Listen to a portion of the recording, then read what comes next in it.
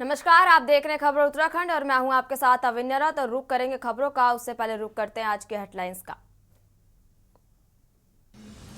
शुभांकर समेत 5 प्रतीकों को भव्य लॉन्चिंग। योग और मलखंड भी राष्ट्रीय खेल का हिस्सा। शुभांकर प्रतीक मौली आए नए अवतार में नजर।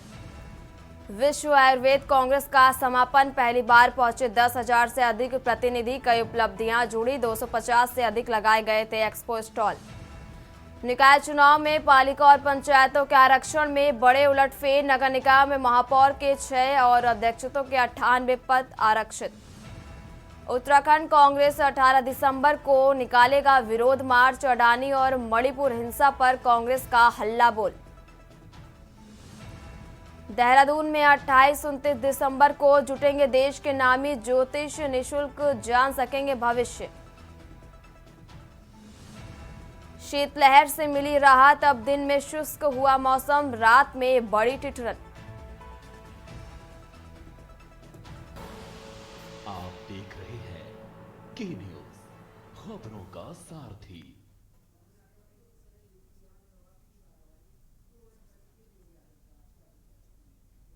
खबरों में आगे बढ़ेंगे उससे पहले यूपी विधानसभा की कार्यवाही शुरू होने से पहले सीएम योगी आदित्यनाथ क्या कुछ कह रहे हैं, सुन लेते। जब बच्चे के साथ यही आग्रह होगा कि वे सदन में तैयारी के साथ आए, इन मुद्दों पर चर्चा करें।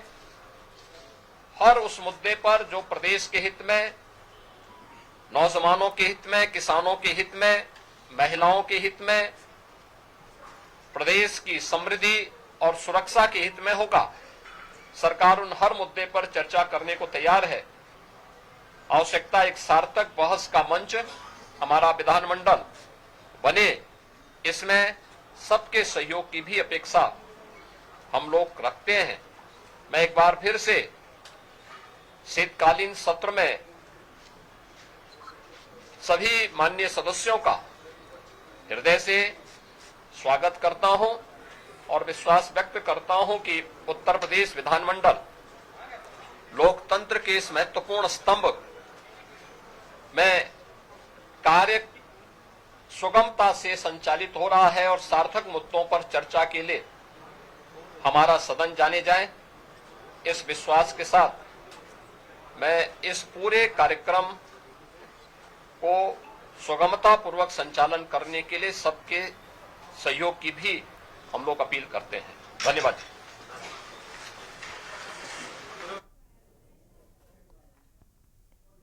रुक करते हैं खबरों का। देवभूमि विकास संस्थान की ओर से पहली बार आयोजित की जा रही गंगधारा विचारों का अविरल प्रवाह व्याख्यातनामा की शुरुआत 21 दिसंबर को मुख्यमंत्री पुष्कर सिंह धामी ने दून विश्वविद्यालय के डॉक्टर नित्यानंद ऑडिटोरियम से करेंगे। देहरादून के रिस्पना पुल स्थित एक होटल में प्रेस को जानकारी देते हुए देवभूमि विकास संस्थान के संरक्षण एवं हरिद्वार लोकसभा क्षेत्र के सांसद त्रिवेंद्र सिंह रावत ने कहा कि यह व्याख्यान माला समाज की समस्याओं को समझाने और उनके समाधान के लिए विशेषज्ञों के विचारों को संस्थानों से समाहित करने की दिशा के एक गंभीर प्रयास है।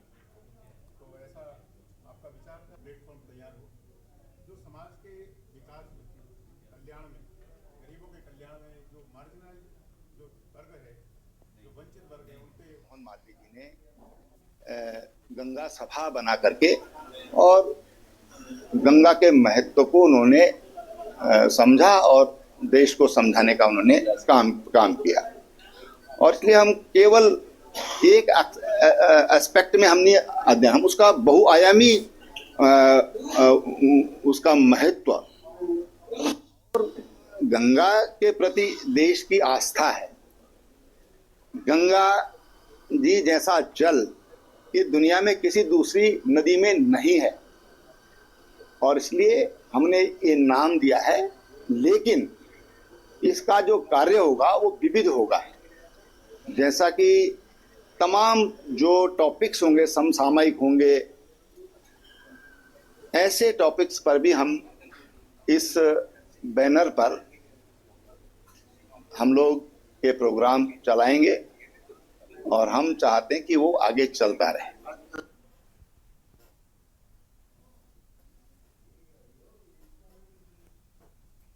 खबर उत्तराखंड में रुक करेंगे अगली खबर का। देहरादून के सुभाष रोड स्थित लॉन्ड वेंकटेश्वर वेडिंग पॉइंट में गोकुल संस्था का वार्षिक समारोह का आयोजन किया गया था। कार्यक्रम में बतौर मुख्य अतिथि तुलाज ग्रुप देहरादून के अध्यक्ष सुनील कुमार जैन ने शिरकत की। इस दौरान उन्होंने दीप प्रज्वलित कर कार्यक्रम का शुभारंभ किया। कार्यक्रम में दिव्यांग जनों को कृत्रिम अंग, उपकरण और सिलाई मशीन का वितरण भी किया गया। वहीं गोकुल संस्था की सचिव मधु मौखरी ने बताया कि संस्था की ओर से हर वर्ष दिव्यांग जनों के कल्याण के लिए कार्यक्रम का आयोजन किया जाता है। आज हुए इस कार्यक्रम में 13 दिव्यांग जनों को कृत्रिम अंग लगाए गए। इसके अलावा स्वरोजगार को बढ़ावा देने के लिए सिलाई मशीन और कंप्यूटर का वितरण भी किया गया।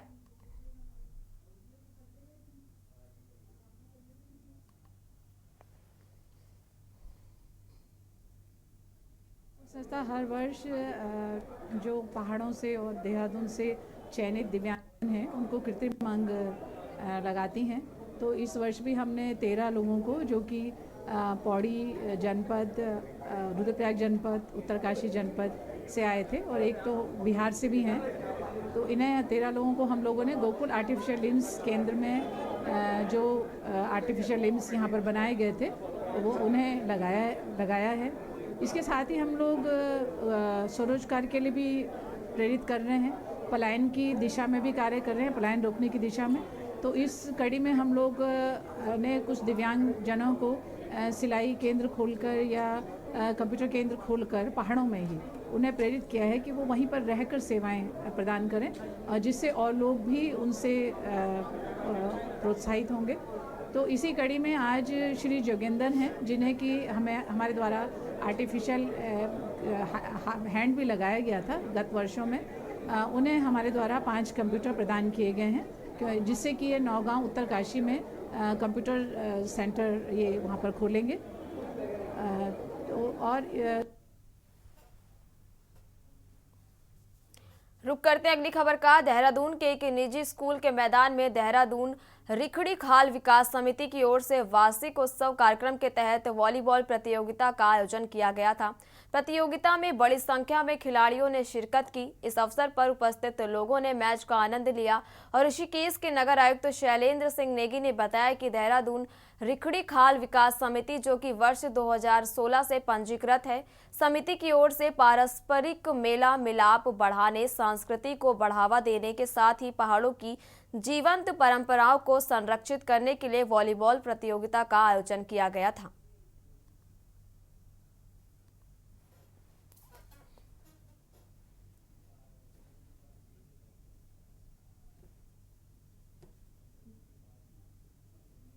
ये जो है हमारा रिखड़ी खाल विकास समिति का देहरादून में एक समिति है, 2016 में बन गई थी।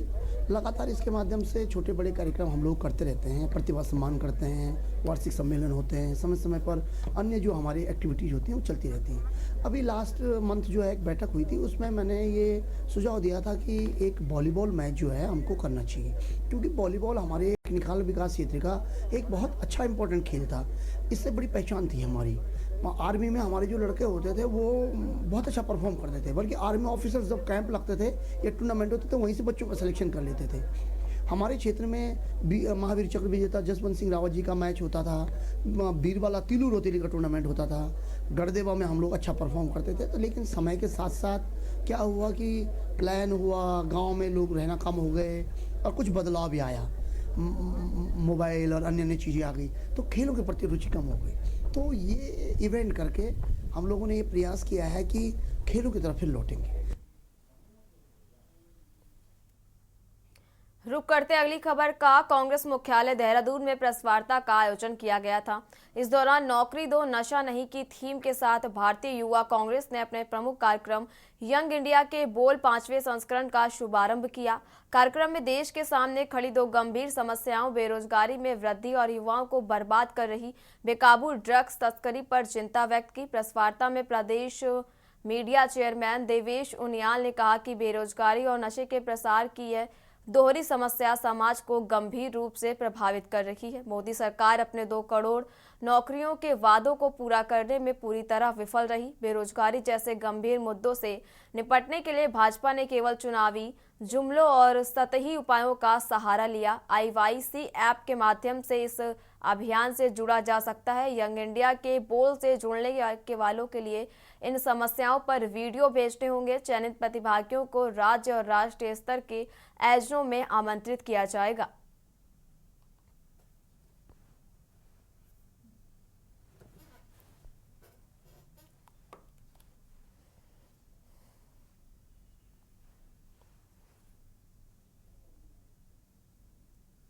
तो जैसे कि हम देख ही रहे हैं कि देश में बढ़ती बेरोज़गारी और जो हमारे प्रदेश में और पूरे देश में बढ़ता हुआ नशा है, उसको रोकने के लिए जो हमारे नए नवनियुक्त प्रेसिडेंट हैं श्री उदय भानु चिप जी, उनके द्वारा एक नई मुहिम चलाई गई है, नौकरी दो नशा नहीं। तो उसी के साथ जो हमारा फ्लैगशिप प्रोग्राम है यंग इंडिया के बोल, आज उसके सीज़न 5 का हम यहाँ पर लॉन्च कर रहे हैं। ये पूरे देश भर में इसका जो 5th सीज़न है उसका लॉन्च हो रहा है। ये जो भी हमारे यंग प्रोफेशनल या यंग लीडर्स हैं, जो भी लोग राजनीति में रुचि रखते हैं या पब्लिक स्पीकिंग में रुचि रखते हैं, तो उनके लिए एक ऐसा प्लेटफॉर्म है कि वो अपनी आवाज़ को आगे ले जा सकें और भारतीय युवा कांग्रेस के नेशनल स्पोक्सपर्सन तक बनने की उनकी राह का जो इनिशियल स्टेप है वो यही है। खबर देहरादून से, जहां देहरादून निवासी 49वीं बटालियन आईटीबीपी के जवान सुनील नाथ गोस्वामी के शहीद होने पर सैनिक कल्याण मंत्री गणेश जोशी ने उनके आवास पहुंचकर उन्हें श्रद्धांजलि अर्पित की। मंत्री गणेश जोशी ने देहरादून निवासी और वर्तमान में अरुणाचल प्रदेश के मणिपुर में तैनात आईटीबीपी के जवान सुनील नाथ गोस्वामी के शहीद होने पर उनके निजी आवास पहुंचकर गहरी शोक संवेदना व्यक्त करते हुए अपनी और प्रदेश के मुख्यमंत्री पुष्कर सिंह धामी की तरफ से श्रद्धांजलि अर्पित की। इस दौरान सैनिक कल्याण मंत्री गणेश जोशी ने परिवारजनों को ढंढास भी बधाया और परिवारजनों को हर संभव मदद का भरोसा भी दिलाया।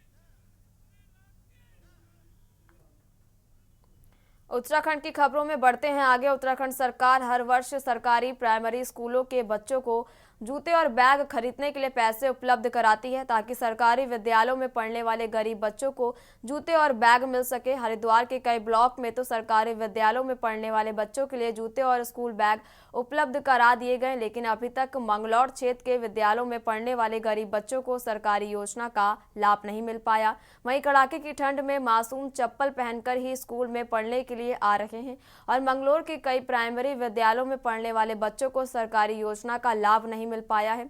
वहीं खंड शिक्षा अधिकारी महराज आलम ने बताया कि सरकार द्वारा चलाई गई योजना का फंड जारी कर दिया गया है, जल्द ही बैंकों से स्कूल प्रबंधकों को भेज दिए जाएंगे।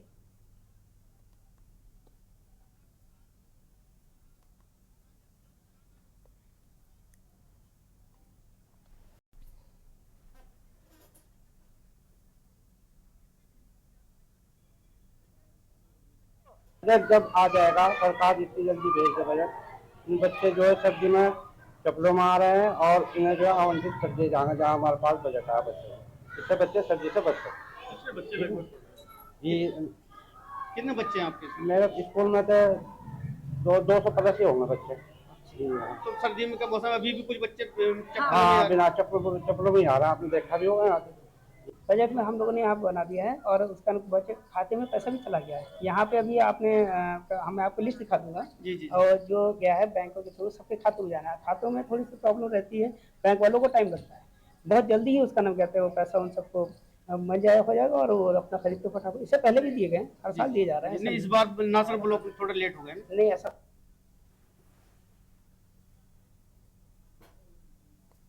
खबर पौड़ी से, जहां 16 दिसंबर को पाकिस्तान पर भारतीय सेना की जीत मिलने की खुशी में विजय दिवस मनाया जाएगा। जिला सैनिक कल्याण एवं पुनर्वास अधिकारी मेजर करण सिंह रावत ने बताया कि प्रशासन द्वारा कराए जा रहे कार्यक्रम की तैयारियां पूरी कर ली गई हैं। वहीं जिला मुख्यालय पर आयोजित कार्यक्रम में 1971 युद्ध में शामिल होकर वीरता से दुश्मनों को पराजित करने वाले शहीद सैनिकों की वीरांगनाओं और आश्रितों को सम्मानित करने के लिए आमंत्रित किया गया है। शहीद स्मारक पर शहीदों को श्रद्धांजलि अर्पित की जाएगी। साथ ही विजय दिवस रैली निकाली जाएगी। प्रेक्षागृह में स्कूली छात्र छात्राओं सांस्कृतिक कार्यक्रम भी प्रस्तुत करेंगे।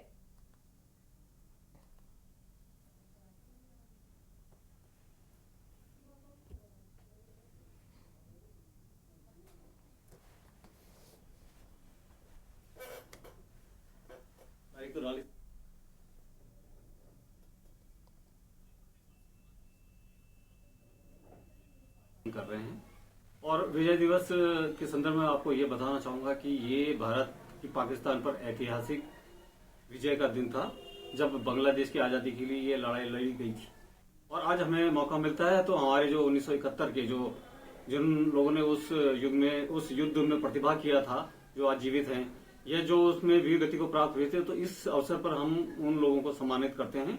और इसमें जनपद स्तर पर सभी लोगों की सहभागिता होती है। जिला प्रशासन की मदद से इसको आयोजन किया जाता है, जिसमें स्कूली बच्चों का भी प्रतिभाग किया जाता है, जिसमें सांस्कृतिक कार्यक्रम के अलावा जो हमारे 1971 के जीवित वीर सैनिक और वीर नारियां हैं, उनको सम्मान यहाँ पे दिया जाता है। उत्तराखंड सरकार हर वर्ष सरकारी प्राइमरी स्कूलों के बच्चों को जूते और बैग खरीदने के पैसे उपलब्ध कराती है। सरकारी विद्यालयों में पढ़ने वाले गरीब बच्चों को जूते और बैग मिल सके। हरिद्वार के कई ब्लॉक में सरकारी विद्यालयों में पढ़ने वाले बच्चों के लिए जूते और स्कूल बैग उपलब्ध करा दिए गए हैं।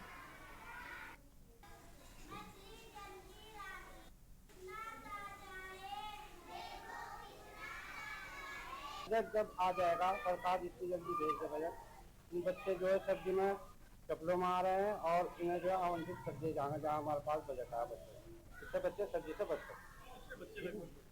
जी कितने बच्चे हैं आपके? मेरे स्कूल में तो 250 होंगे बच्चे। जी हाँ। तो सर्दी में का मौसम, अभी भी कुछ बच्चे हाँ बिना चप्पलों में ही आ रहा है, आपने देखा भी होगा यहाँ पे। बजट में हम लोगों ने यहाँ बना दिया है और उसका बजट खाते में पैसा भी चला गया है। यहाँ पे अभी आपने मैं आपको लिस्ट दिखा दूंगा। जी। और जो गया है बैंकों के थ्रू सबके खातों में जाना है। खातों में थोड़ी सी प्रॉब्लम रहती है, बैंक वालों को टाइम लगता है, बहुत जल्दी ही उसका नाम कहते हैं वो पैसा उन सबको मिल जाए हो जाएगा और वो अपना खरीद तो फटाफट। इससे पहले भी दिए गए, हर साल दिए जा रहे हैं। इस बार नासर ब्लॉक थोड़ा लेट हो गए। नहीं ऐसा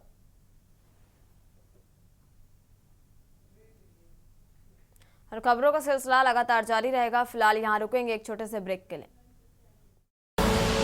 आप देख रहे हैं के न्यूज, खबरों का सारथी। ब्रेक के बाद एक बार फिर रुक करते हैं खबरों का। हल्द्वानी से 40 खिलाड़ियों का दल 2 दिवसीय राष्ट्रीय कराटे प्रतियोगिता में भाग लेने के लिए रवाना हो गया है। दिल्ली के ताल कटोरा स्टेडियम में national karate federation of physical education foundation of India के तत्वाधान में 2 दिवसीय राष्ट्रीय कराटे चैंपियनशिप का आयोजन किया जा रहा है। इस आयोजन में राज्य से 40 खिलाड़ियों का दल कराटे फेडरेशन के महासचिव महेंद्र सिंह भाकुनी के नेतृत्व में रवाना हो गया है।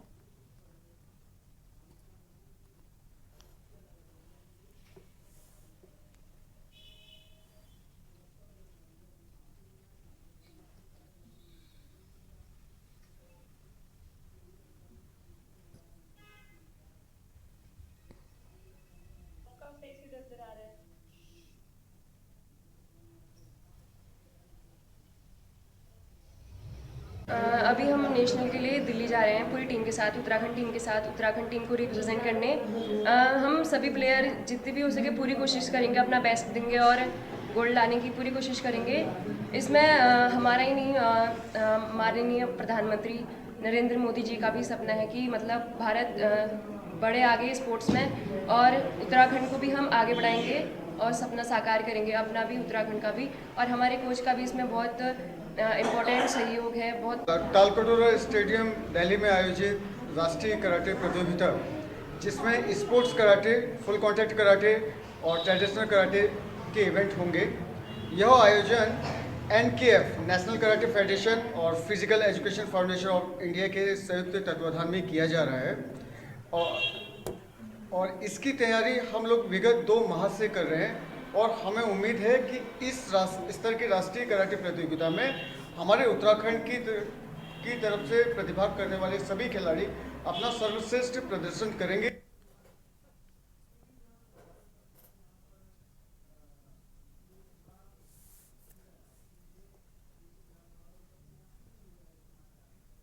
और अब सीधे रुख करते हैं यूपी विधानसभा का, जहां सीएम योगी आदित्यनाथ क्या कुछ कह रहे हैं, सुन लेते हैं।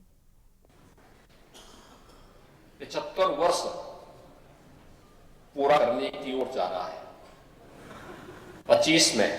26 जनवरी 2025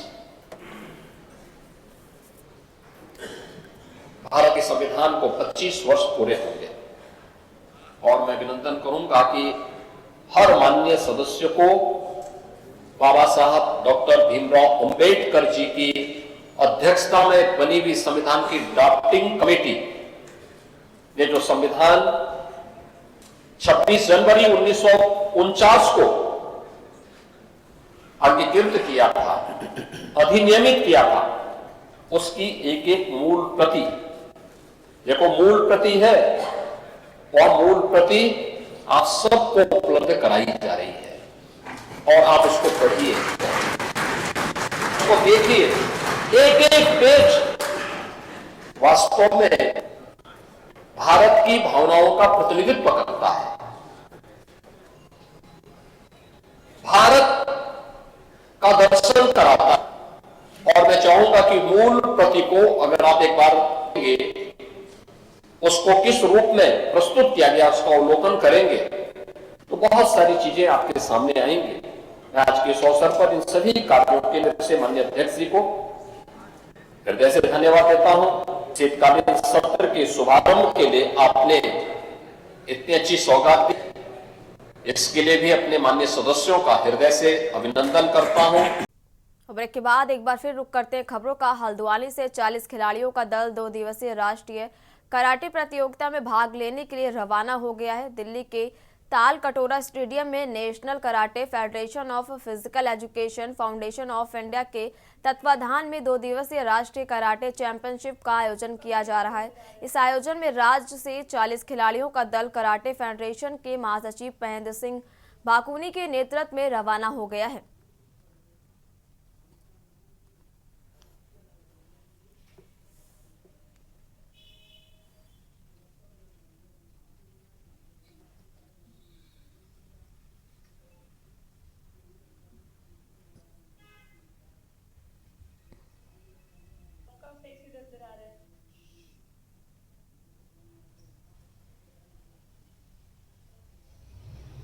अभी हम नेशनल के लिए दिल्ली जा रहे हैं पूरी टीम के साथ, उत्तराखंड टीम के साथ, उत्तराखंड टीम को रिप्रेजेंट करने। हम सभी प्लेयर जितनी भी हो सके पूरी कोशिश करेंगे, अपना बेस्ट देंगे और गोल्ड लाने की पूरी कोशिश करेंगे। इसमें हमारा ही नहीं, माननीय प्रधानमंत्री नरेंद्र मोदी जी का भी सपना है कि मतलब भारत बढ़े आगे स्पोर्ट्स में और उत्तराखंड को भी हम आगे बढ़ाएंगे और सपना साकार करेंगे, अपना भी उत्तराखंड का भी। और हमारे कोच का भी इसमें बहुत इम्पोर्टेंट सहयोग है। बहुत तालकटोरा स्टेडियम दिल्ली में आयोजित राष्ट्रीय कराटे प्रतियोगिता, जिसमें sports karate, full contact karate और ट्रेडिशनल कराटे के इवेंट होंगे। यह आयोजन NKF नेशनल कराटे फेडरेशन और physical education foundation of India के संयुक्त तत्वाधान में किया जा रहा है और इसकी तैयारी हम लोग विगत 2 माह से कर रहे हैं और हमें उम्मीद है कि इस स्तर की राष्ट्रीय कराटे प्रतियोगिता में हमारे उत्तराखंड की तरफ से प्रतिभाग करने वाले सभी खिलाड़ी अपना सर्वश्रेष्ठ प्रदर्शन करेंगे।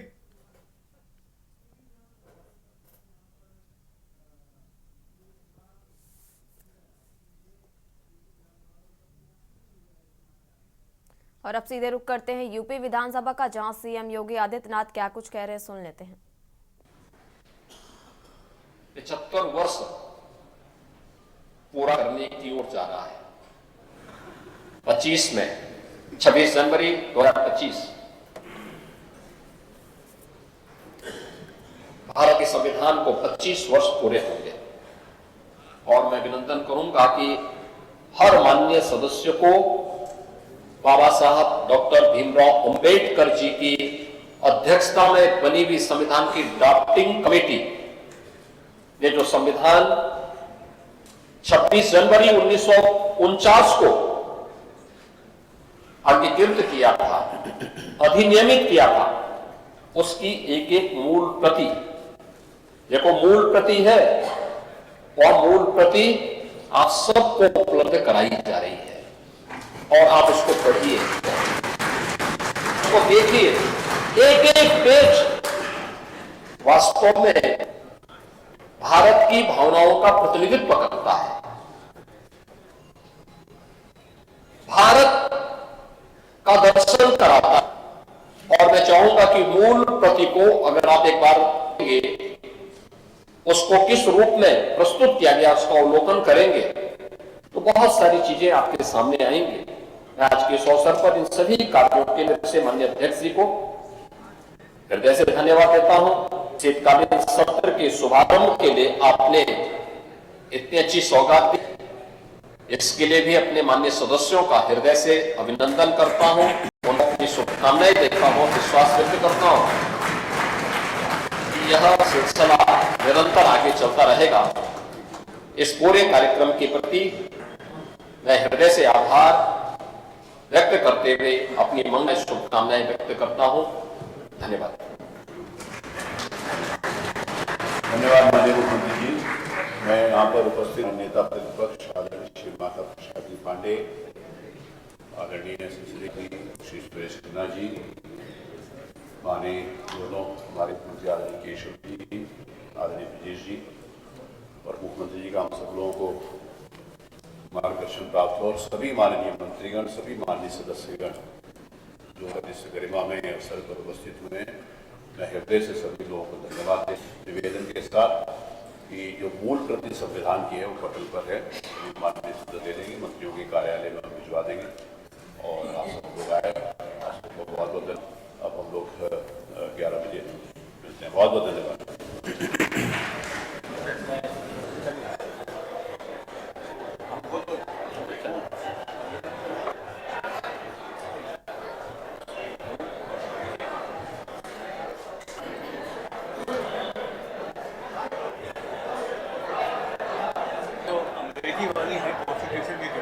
ये मंत्रियों का